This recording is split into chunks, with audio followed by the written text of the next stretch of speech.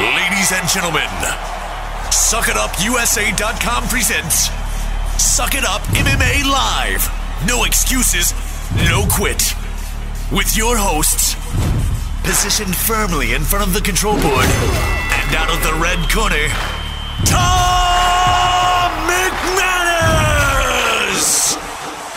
Across the desk, and out of the blue corner, Larry the Professor Sheely!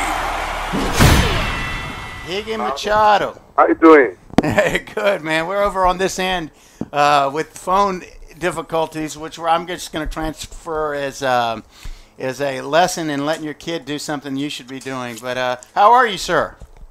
I'm doing fantastic. How are you doing, sir? I know you are. I'm here at the we're in the loft in Jacksonville Beach, Florida, on the Suck It Up Radio Network. I've got my co-host with me, Cole Kaminsky.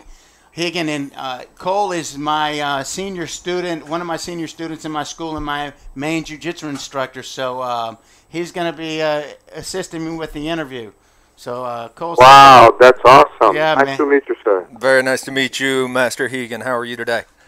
I'm doing fantastic. Beautiful day in Texas. Have a great time. Yeah? Just take a little break to have a chance to talk to my friends. Very good, sir.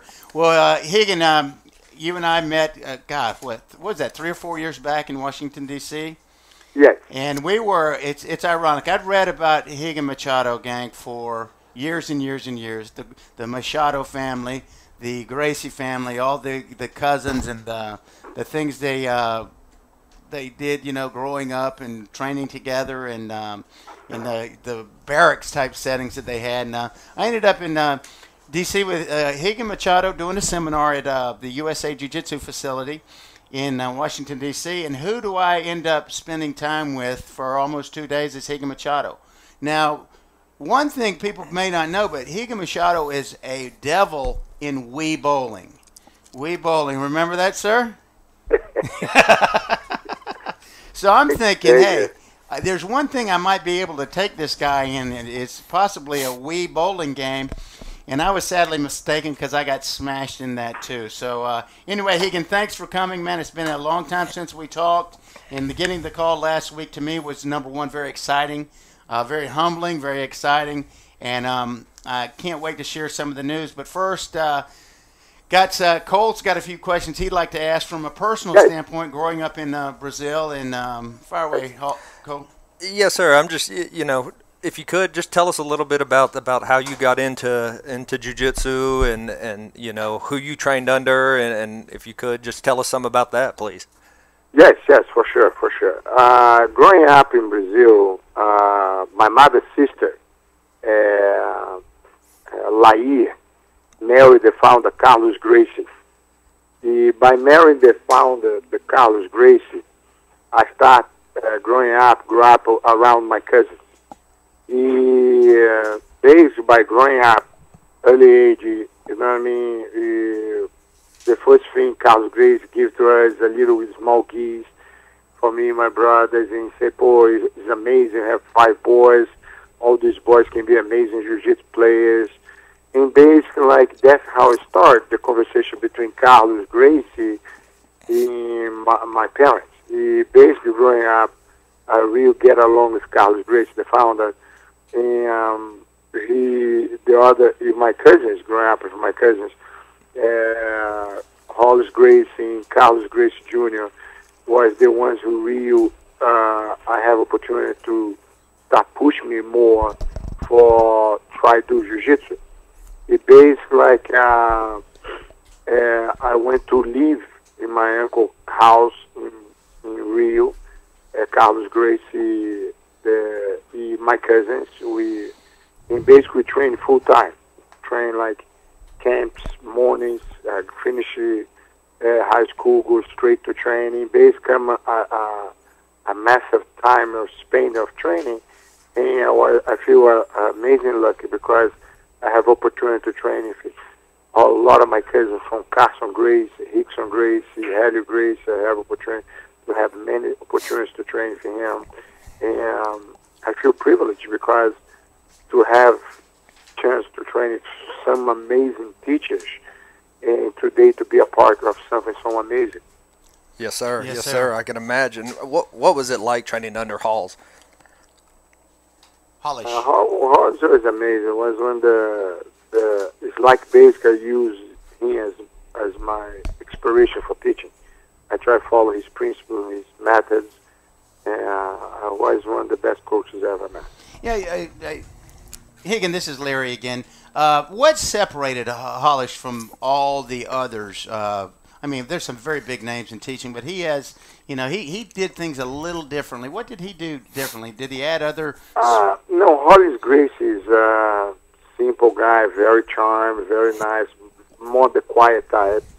You know what I mean? Right. But I remember Hollis Grace, like some little things. When he says something that means a lot, is that he brings the lion in each student. Like I give you an example. I remember one time, one of the students on the morning, one of the black belts, named Ronaldo, big Ronaldo. That guy was a muscle everywhere. Was a natural bodybuilder in jiu-jitsu.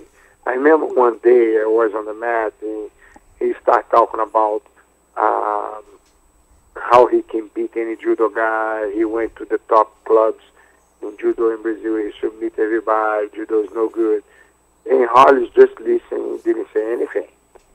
And the next day, he came on, we're going to do a different training today. We're going to start standing. And basically, when he started standing, he pointed to Ronaldo, you're going to be my partner, okay? It sounded like Ronaldo, okay. It sounded like he threw Ronaldo all over the place. After this, threw another 10 times, he submitted him on the ground. And Ronaldo was like, wow. He came to Ronaldo, listen here, Ronaldo. I know this and that, but judo is good for us. Anything is good for us. We have to appreciate and respect this and that. It basically like that how Holly was. Right. He was the guys when he teach you something, he teach you inside the mat and outside the mat. Beautiful. That's the type of teacher I want to be. You know what I mean? And that's the type you wanted to be, and that's one you've become too. So that's an awesome story, Rigan. Now, before we got on, as I told you, we were having some phone issues, but Cole and I had an opportunity. We're talking about some of the issues now in jiu-jitsu.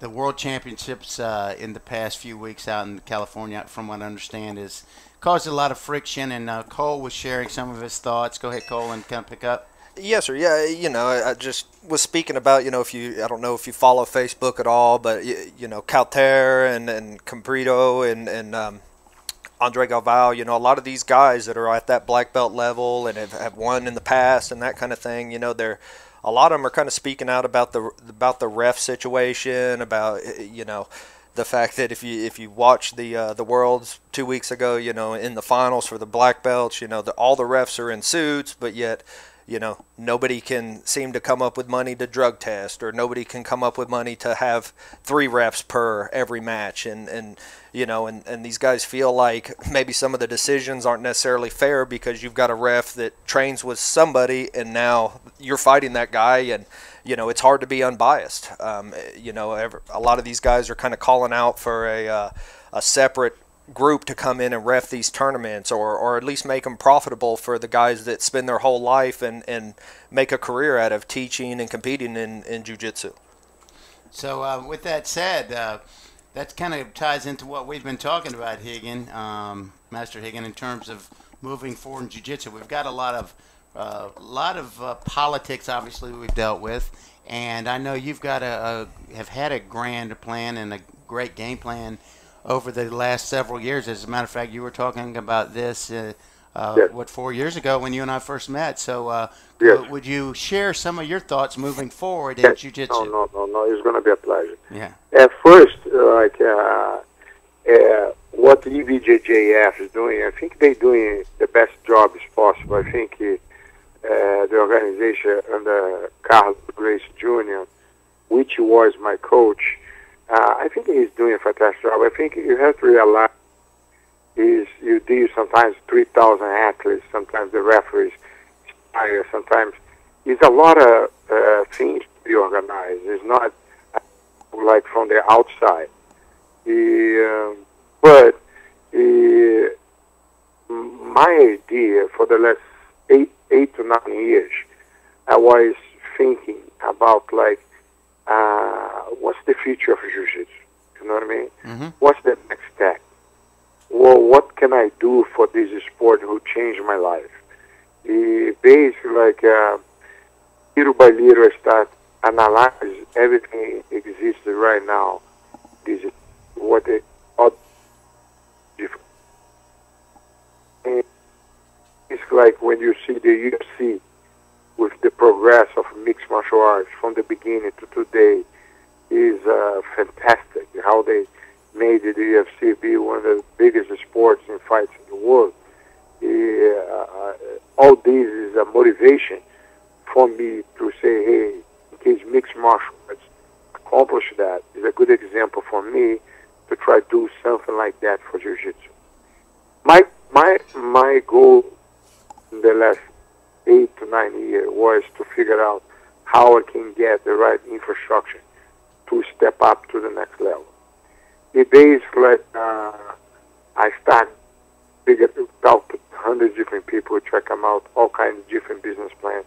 But finally, I have opportunity to meet very structural individual who used to think named Mike Riley, who specializes in structure companies and business, and basically partnership, and he started bringing all the infrastructure I didn't have in the past.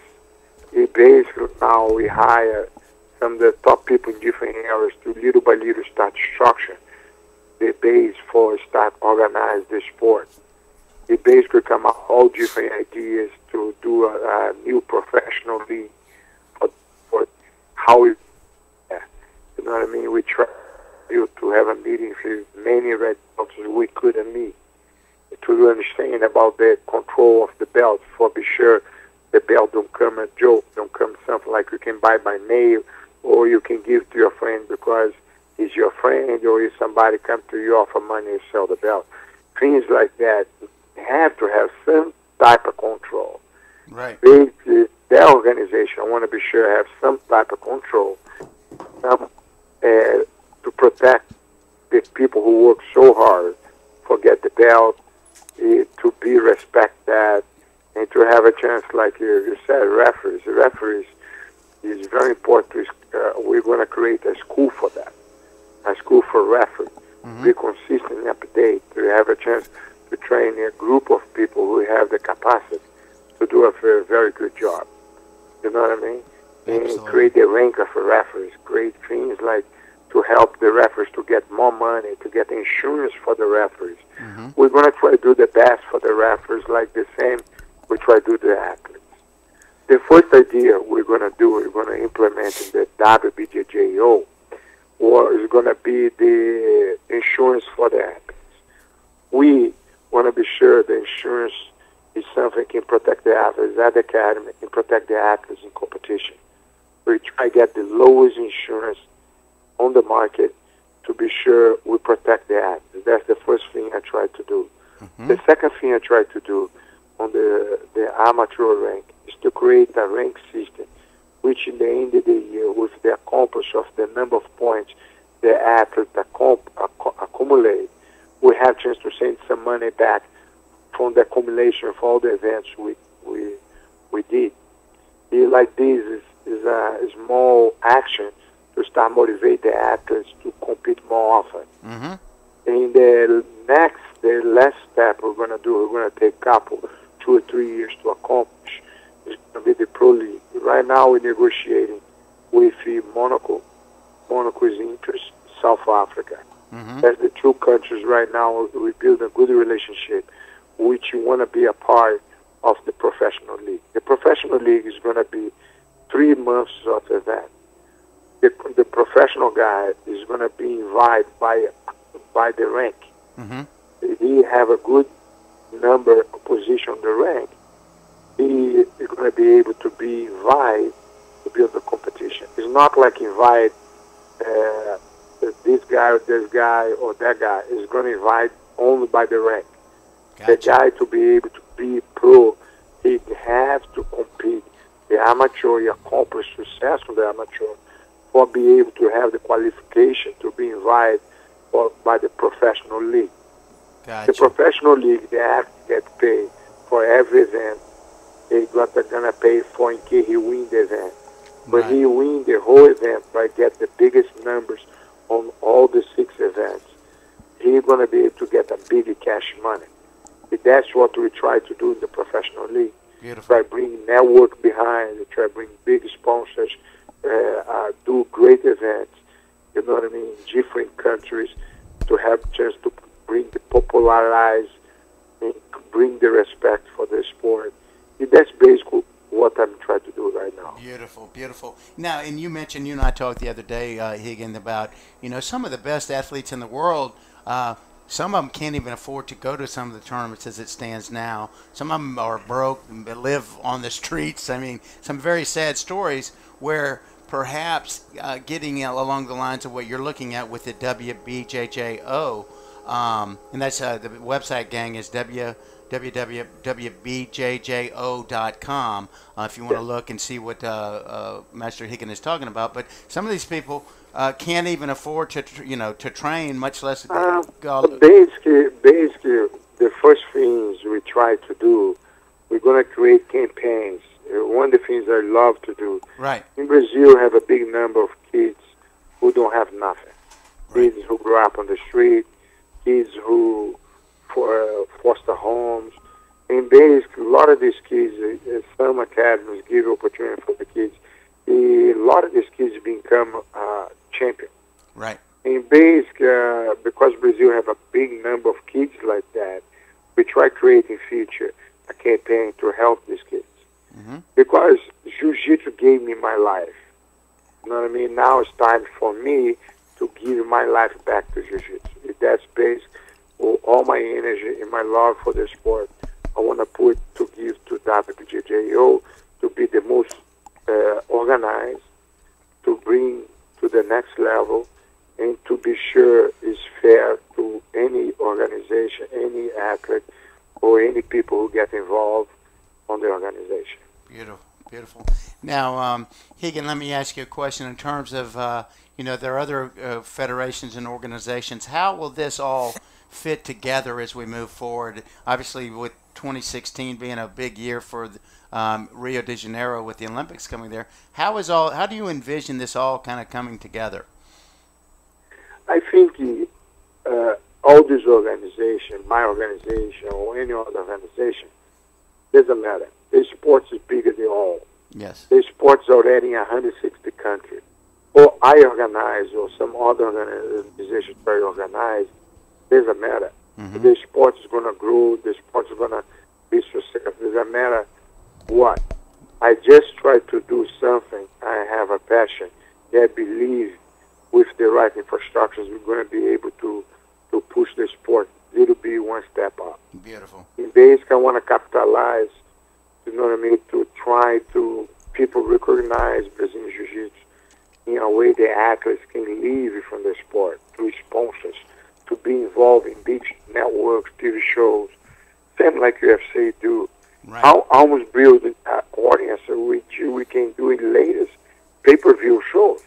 Mm-hmm. All these can be possible, but you know what I mean, we don't try to put the energy to do something right now to the athletes. Mm-hmm. The sport is going to kind of get stagnant in one level. Right. You know what I mean? Everybody's going to look to grappling or Brazilian Jiu-Jitsu or anything like, oh, it's nice, but it's not on the Olympic Games. It's not in TV. Right. You know what I mean? Who cares? The truth is right. Because the moment you step on the network and start get to the sponsors start being interested, and the audience start come more excited to watch, you know what I mean? Oh, yeah. And that what is all my effort, my organization. I'm very lucky because my business partner, that's what he did for a living. Right. He was a film finance. He used to finance films, and he have a fantastic relationship with all different networks. And we start already talk to the networks. Beautiful. And they start, you guys get the right structure, we're going to be behind you. yeah, I don't want to lose the opportunity. I want to do my job to organize and make this organization grow to able in future to be the future for the jiu-jitsu athletes. Beautiful, beautiful, and what it looks like. And Rigan, I just love your attitude and your approaches. Thank you very much. Yeah, I love it, and the fact that you're building, building bridges, and we're not burning bridges, we're building bridges and putting the athlete first. I mean, yes. that number one has to happen, as you said, and the fact that you've got the foresight to do it, and in putting the right team in place to do it is incredible, and hats off to you. I got to admit, Rigan, what was it, a couple weeks ago or last week, when I got a phone call, and it was I didn't recognize the number, so I didn't answer it. And who was it when I went to my car to check the message? It was Rigan Machado. I'm like, wow, this is interesting. I think I might call this guy back. And I'm just thrilled to be a part of the organization. Would you mind sharing with the group, what you're building on this end as well? Yeah, basically your reputation there. You're very good on the key department. You create programs, you focus. And my door is going to be open for people like you, because you care about the sport. You care about to help kids. In base, that's the people I want to bring for WBJJO. My door is going to be open for anybody. Beautiful. Anybody who want to help this sport to come to the next level. Absolutely. I want to be sure, like, I always going to be fair. My philosophy is like to leave my ego outside and focus to grow of something who's going to be wonderful for so many people. It's going to be great for many people who have Brazilian Jiu-Jitsu schools. My philosophy, my organization, unite the world by one belt. You know what I mean? Basically, that's what WBJJ want to do. They want to get everybody in this sport. Let's come together and make this sport be recognized the way they deserve. That's a beautiful thought, and you're making it happen, and that's cool. From in the living room at a friend's house in D.C. playing Wii, bowling, to now, you've made great strides, and it's great to be a part of it. Now, this is we're not going to break, Rigan. We are on MMA Live with Rigan Machado here in the loft in Jacksonville Beach, Florida. My co-host is Cole Kaminsky. We're talking to the great Rigan Machado about WBJJO.com. So if you're listening, or if you get this later, it's going to be all over Facebook, gang. The cat is out of the bag. WBJJO.com. Cole, share with us something, buddy. What are you thinking that you want to ask the master? Rigan, can you talk a little bit about your competition experience? I know you've competed a ton, won a ton of titles, world titles, pan titles, that kind of thing. How have you seen it change from when you were competing to nowadays, and looking at, the past worlds, and, you see people like Rodolfo Vieira and Buchecha and those guys that, are just dominating the sport, and, in their weight class and absolute division and stuff like that. How have you seen the sport evolve since your time as a competitor to now? I think the sport right now is the highest level you can get. I think the athletes today, the sport jiu-jitsu, is a genius artist. And for me to have opportunity to watch some of these competitors show their art and their ability and to help the sport to look beautiful, it's a pleasure and an honor. You know what I mean? It's amazing to see the level of the sport today. Yes, sir. Yes, sir. Let me ask you a question. I mean, being that obviously you're from Brazil, started training at a young age, and you've seen the sport, what do you think the difference is nowadays between the fighters in Brazil and then, the American fighters? You see the Brazilians, and they dominate the black belt divisions for the most part. I mean, and a lot of the belt divisions, they're just a nightmare to fight and beat. What do you think the major difference is between the Brazilian fighters and the American fighters? I think America is very new in the sport. America now in the last 10 years, you see some black belts, some brown belts, and start to see some new, new champions and some new competitors. The difference for America, for Brazil, is going to be time. America, with a little bit more time, is going to pick up closer to Brazil in that level, because America has all the major champions and instructors, top instructors in Brazil, move to America or Europe or some other countries because the opportunity, because in Brazil sometimes it's very difficult to be survived by being a teacher, or in Brazil in martial arts. Basically in America, they have opportunity to survive and have a good living, you know what I mean, to move to America. I believe in the future America is going to grow a lot. It's going to be one of the biggest, the number 1 or 2 in the world. Already is number 2, but they're going to fight for number 1 for sure. That's, I think, because Brazil has so many numbers of academies. You know what I mean? America has probably 730 academies. Brazil has probably like 600 academies, just Rio de Janeiro alone. You know what I mean? Man. Yes, sir. Yes, sir. Basically, like, imagine the whole country, how many schools in Brazilian Jiu-Jitsu. I believe Brazilian Jiu-Jitsu is the second biggest sport in Brazil behind soccer. Yes, You know sir. what I mean? Yes, sir. That's the difference. It's like, hey, in Brazil, people training full-time, 24 hours a day. Mm-hmm. In America, sometimes people do a part-time and as a hobby. Rare to find one guy who do a full-time Brazilian Jiu-Jitsu. And even by doing half-time, you see a lot of guys doing really, really good. Yeah, I think the moment the sport start grow like to the next level, like we start to step up to the professional level, Mm-hmm. I think the United States is going to have an explosion with a new generation of champions. Yes, sir. Yes, sir.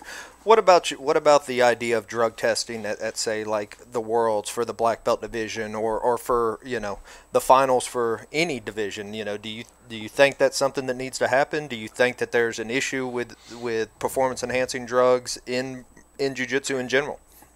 Yeah, I think for sure with the evolution of the sport is going to create for some type of control like any other sport. You know what I mean? Like in the beginning of mixed martial art, nobody cared about tests, drugs, and things like that. But today, it's become so big, is mandatory. It's something like everybody got to do. Yeah, I think Brazil, on the sport Brazilian Jiu-Jitsu, that's going to happen for sure, because it's come about like money, come about issues, come about time, come about so many little things involved, which is not as simple as everybody think. You know what I mean? Yes, sir. Yes, sir. And let me ask you another question. You hear a lot of people talk about tournament jiu-jitsu, and everybody always brings up the stalling. How do you stop that? How do you, what do you think, in your opinion? How do you? You mind to repeat the question one more time, sir? Yes, sir. Yes, sir. Just talking about the way people talk about sport jiu-jitsu and how to train for tournaments, and everybody argues about stalling, and I fought this guy in the finals and all he did was stall, and that's how he wins the match, or you get up by a few points and stall. How do you think you stop that? The evolution of the sport go like that.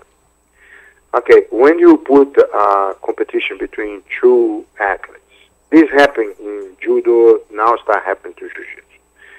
When you put two athletes competing, okay, and these two athletes know each other and know each other game, it gets very difficult to score points. And some like the fight is going to be tied by 2 points, maybe 1 point, because two fighters is so good, it's so difficult to score points, become like very difficult. That's become a problem. And the only solution was to add advantage for start learning how to give victories for one to another, to don't be in the hands of the referee. In base, the advantage when start, which advantage is almost score point, almost do this, almost do that. That's what advantage is. Yes, sir. Right. But the new generation become a little bit even more strategic. Now they're not fighting just for points. They fight to just score advantage. They are happy the game got even more tough. You know what I mean? Yes, sir. And that is why it's going to push in the new generation to be very aggressive. Because you not be very aggressive today, they're going to score 3, 4, 5 points and hold the fight. The only way you can break that is to be more aggressive, go more after your opponent. That help the sport to be very aggressive. Yeah, I like that. Mm-hmm. But is everything have to have points? Everything have to have advantage. Yeah, I think the evolution is something like you can control. The sport tell you what to do. You know what I mean? Yes, sir. Yes, sir. Do you think that there should be stalling points? Excuse me, sir? Do you think that they should award stalling points, in Yes, collegiate? I agree. For the professional league, in case you sign a deal with the network, we have to completely readapt the rules for the network to have a chance to be more excited. Basically, we have to put more penalties because the athlete try to hold the fight, or try to play only advantage, and the ref to see that, he's going to have to penalty to push the athlete to go after more points or more submission. Because it's not beautiful to watch two guys just going for advantage. You know what I mean? Right. Yes, sir. Right. But that's part of the chess game.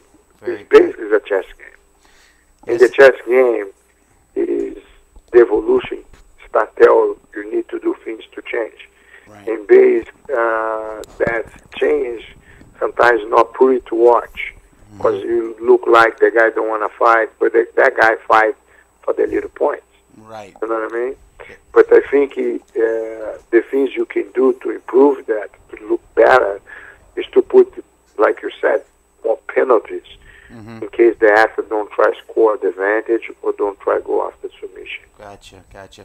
Well, Master Rigan, a question, kind of shifting gears a little bit, still talking about competition, but in your opinion, what do you think needs to happen for Brazilian Jiu-Jitsu to get into the Olympics, and specifically since the 2016 Olympics will be in Rio de Janeiro, do we have a shot at doing that? And if so, what do we need to do to make that happen?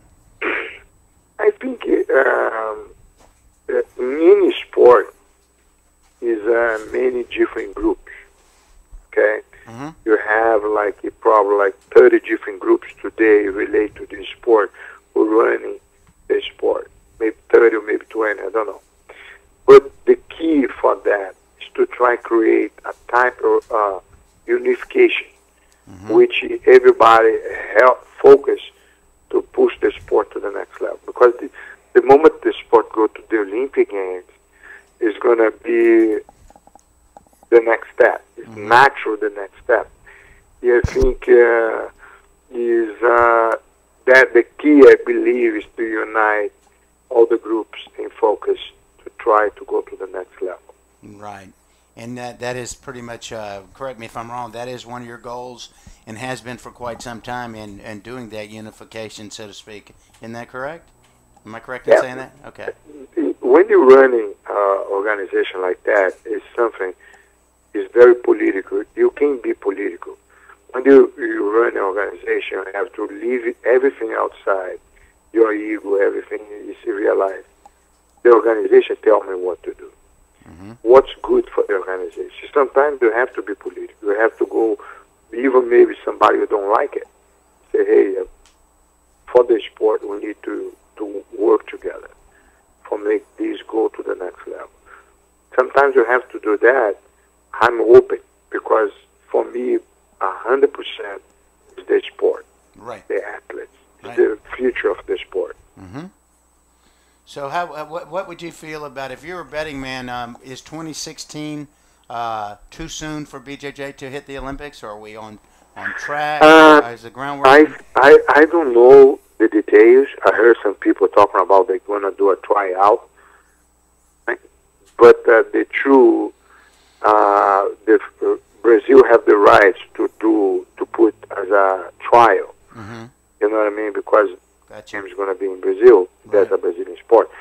but I don't know who's behind that. Right. I heard some comments some people try to do, but I don't know clear is 100% true or not. Gotcha. But I hope we should go through, because it's going to be amazing evolution for the sport of Brazilian Jiu-Jitsu. Well, that's awesome. Now, Rigan, I'm looking at your website, and if there will be a lot of people training. The first thing when I saw the WBJJO.com website, I saw the insurance, and what I'm going to do tonight, now that the cat's out of the bag, I'm going to tell my students, I'm going to post it on the board, go to this site, check out the insurance, because again, how many fighters do we know who love to train jiu-jitsu and they get themselves hurt, and then something happens where they can't afford their medical bill or something. Not that it happens every day, but it only has to happen once.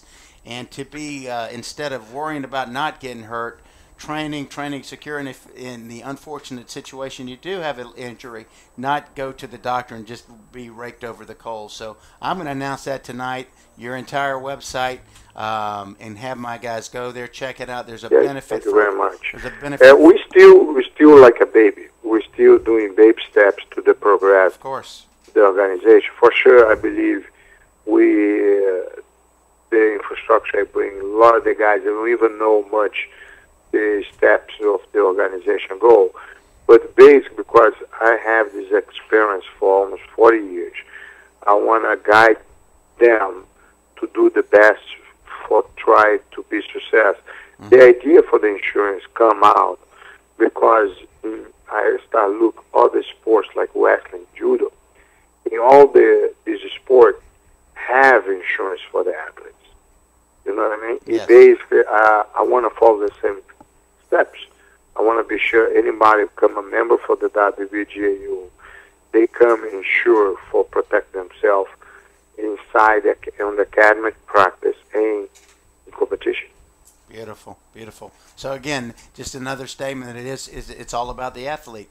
And if we make it about the athlete and do the right things as an organization, as you're talking about, as we are going to all go moving forward, we get it out to the athletes, we get it to the school owners in terms of what we're trying to accomplish. Like you say, under one belt, nothing but good, in my opinion, can happen for the sport. Thank you, sir. I think we're on the right track. Now, let me ask you this, Rigan, we got a few minutes left. Is there anything we didn't ask you that you'd like to share with the group? Of course, this is being recorded, and I will get a copy to you, but just want to make sure we cover it.